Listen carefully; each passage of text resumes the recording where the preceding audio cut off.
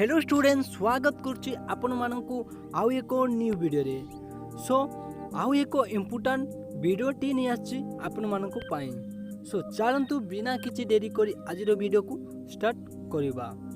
So student जो माने भी ओडिया जी नै चंती से माननको पाई ए वीडियो अति इम्पोर्टेंट। सो क्वेश्चनटा होची व्हाट इज फेमिनिज्म, नारीवाद कौन।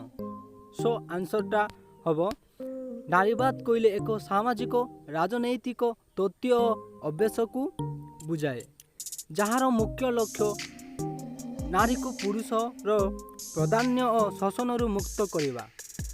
नारी मुक्ति आंदोलन को मध्य नारीवाद आंदोलन कुआଯାଇଥାଏ।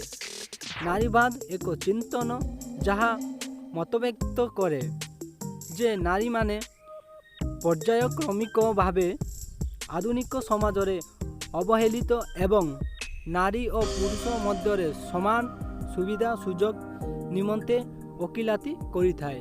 याकू कुआ जाए नारीवाद।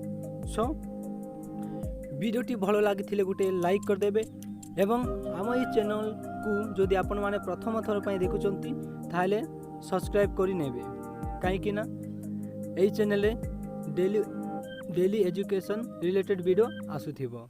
सो